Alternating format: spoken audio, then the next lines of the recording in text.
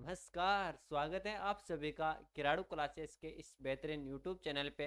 मैं विष्णु कुमार आप सभी का स्वागत करता हूं साथियों। तो आज हम बात करेंगे क्या होती है गठबंधन सरकार। अभी चुनावों का माहौल चल रहा था, वह समाप्त हो गया। 4 जून 2024 को चुनावों का रिजल्ट जारी कर दिया गया। अब है बारी सरकार किसके बनेगी। अब देखेंगे कि गठबंधन सरकार क्या होती है।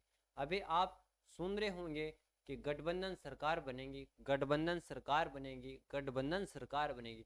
आखिर ये गठबंधन सरकार क्या होती है, इनके बारे में आज के इस सेशन के अंदर हम चर्चा करने जा रहे हैं। तो सभी का स्वागत है फिर से किराड़ू क्लासेस के इस बेहतरीन यूट्यूब चैनल पे। अब बात करें अपन सबसे पहले कि ये चर्चा के अंदर क्यों आता है। जो किराड़ू ये गठबंधन सरकार है, गठबंधन सरकार चर्चा के अंदर क्यों आता है, उसके पश्चात देखेंगे गठबंधन सरकार के बारे में कि आखिर ये गठबंधन सरकार होती क्या है साथियों। गठबंधन सरकार के लाभ क्या होते हैं, गठबंधन सरकार से हानि क्या होती है और आगे की राह देखने जा रहे हैं साथियों। अब सबसे पहले अपन देखें ये चर्चा के अंदर क्यों आता है। हालिया लोकसभा चुनाव परिणामों में किसी भी राजनीतिक दल को 272 का बहुमत का आंकड़ा हासिल नहीं हुआ है। हाल ही के अंदर देखें तो जो लोकसभा चुनाव हुआ है साथ ही उसके अंदर जो परिणाम आए उसमें किसी भी राजनीतिक दल को 272 का बहुमत दल का आंकड़ा हासिल नहीं हुआ है। इसका अर्थ है कि सही मायने में गठबंधन सरकार होगी। इसका ये सीधा सीधा अर्थ ले सकते हैं अपन कि आखिर गठबंधन सरकार होगी साथियों। अब नेक्स्ट बात करें अपन, चर्चा तो देख लिए चर्चा के अंदर कैसे आता है।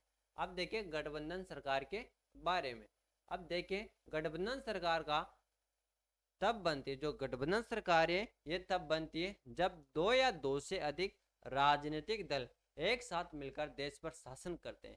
जो गठबंधन सरकार है ये तब बनती है जब दो या दो से अधिक राजनीतिक दल एक साथ मिलकर किसी देश के ऊपर शासन करते हैं साथियों, जब जाकर गठबंधन सरकार बनती है। आमतौर पर इसलिए क्योंकि किसी भी एक पार्टी को चुनाव में पूर्ण बहुमत नहीं मिलता है। जब किसी भी एक पार्टी को चुनावों के अंदर बहुमत नहीं मिलता है साथियों, तब जाकर गठबंधन सरकार बनानी पड़ती है। ऐसे मामलों में पार्टियां मिलकर सरकार बनाने के लिए बातचीत करती है तथा अक्सर एक साझा एजेंडा या राजनीति पर सहमत होती है।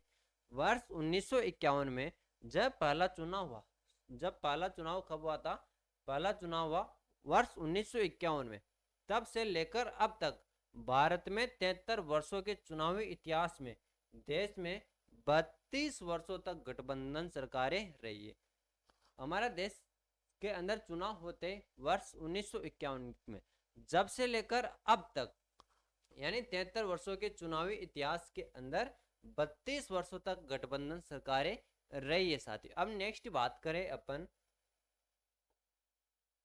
स्वतंत्र भारत में पहली बार पार्टियों ने केंद्र में गठबंधन सरकार बनाई थी, जो वर्ष 1977 में आपातकाल से ठीक बाद बनी थी। स्वतंत्र भारत हुआ साथियों, स्वतंत्र भारत में पहली बार पार्टियों ने केंद्र में गठबंधन सरकार बनाई थी। अब एक केंद्र में गठबंधन सरकार कब बनाई थी, जब 1977 के अंदर आपातकाल लगता है, ठीक उसके बाद सरकार बनाई थी। नेक्स्ट देखे अपन 1980 और 90 के दशक में और इस सदी के पहले दशक के ज्यादातर समय में किसी भी पार्टी को लोकसभा में बहुमत नहीं मिला, इसलिए गठबंधन की राजनीति आम बात रहती है। गौरव तलब है कि पूर्व नेता अटल बिहारी वाजपेयी द्वारा गढ़ा गया गठबंधन धर्म अब महत्वपूर्ण हो गया है साथियों। नेक्स्ट बात करें अपन गठबंधन सरकार के लाभ। जो गठबंधन सरकार बनती है, गठबंधन सरकार के कौन कौन से लाभ होते हैं और कौन कौन सी हानियां होती है साथियों, उनके बारे में चर्चा कर लेते हैं। अब सबसे पहले चर्चा करें अपन गठबंधन सरकार के लाभ। जो गठबंधन सरकार, इससे क्या क्या लाभ होते हैं। विविध हितों का प्रतिनिधित्व, जो विविध हित होते हैं उनका प्रतिनिधित्व होता है।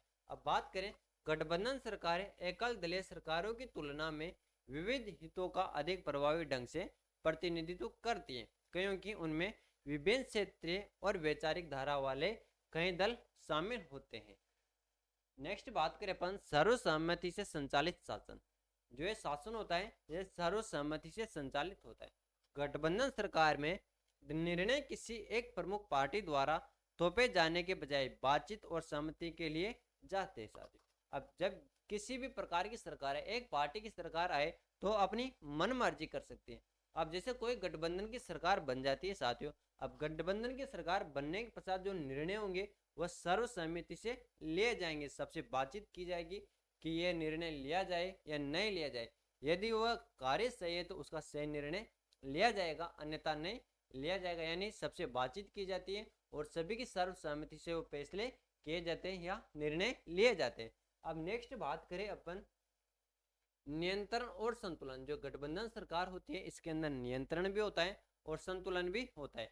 गठबंधन सरकार किसी भी एक पार्टी को सत्ता का दुरुपयोग करने से रोक सकती है और शासन में पारदर्शिता एवं जवाबदेही को बढ़ावा दे सकती है। जब नियंत्रण होता है और संतुलन होता है तो जो गठबंधन सरकार होती है किसी भी एक पार्टी को सत्ता का दुरुपयोग करने से रोक सकती है। यदि कोई पार्टी सत्ता का दुरुपयोग कर रही है तो उसको रोका जा सकता है जब गठबंधन सरकार हो, और शासन में पारदर्शिता और जवाबदेहिता को बढ़ावा दे सकती है। फिर है स्थिरता, ये भी एक लाभ है। अब सत्ता साझा करके पार्टियों का सरकार की स्थिरता बनाए रखने में निहित स्वार्थ होता है। बात करें अपन गठबंधन सरकार की हानि। अब जो गठबंधन सरकार बनती है साथियों इससे क्या क्या हानि हो सकती है। नीतिगत पक्षपात, गठबंधन सरकारें गठबंधन भागीदारों में विविध हितों को समायोजित करने की आवश्यकता के कारण साहसिक नीतिगत पहलों को लागू करने के लिए संघर्ष कर सकती है। नेक्स्ट बात करें अपन पुनर्गठन और पुनर्रेखण। पार्टियों के बीच गठबंधन का निर्माण नाजुक हो सकता है। जो पार्टियां होती हैं उनके बीच जो गठबंधन है साथी उस वह क्या हो सकता है, नाजुक हो सकता है और बार बार पुनर्रेखण की संभावना हो सकती है जिससे राजनीतिक अस्थिरता पैदा हो सकती है। फिर नेक्स्ट बात करें अपन एक हानि होती है निर्णय लेने में देरी। जब गठबंधन सरकार होगी सबकी सर्वसम्मति से वो निर्णय लिया जाएगा तो उसके अंदर क्या होगी, देरी अवश्य होगी। अब गठबंधन सरकारों में आम सहमति बनाने से सरकार की चुनौतियों या संकटों का तेजी से जवाब देने की क्षमता में बाधा आ सकती है। जवाबदेही के मुद्दे, गठबंधन कभी कभी जवाबदेही को कम कर सकते हैं क्योंकि ये स्पष्ट नहीं हो सकता कि कौन सी पार्टी या पार्टियां विशिष्ट नीति प्रमाणों के लिए जिम्मेदार है। ये भी एक जो गठबंधन सरकार है उससे हानि होती है। कौन सी, जवाबदेही के मुद्दे। तो आज के इस सेशन के अंदर हमने एक टॉपिक के ऊपर चर्चा की, आखिर क्या होती है गठबंधन सरकार। तो सभी का यहाँ तक के लिए धन्यवाद। Thank you, all the best, जय हिंद, जय भारत।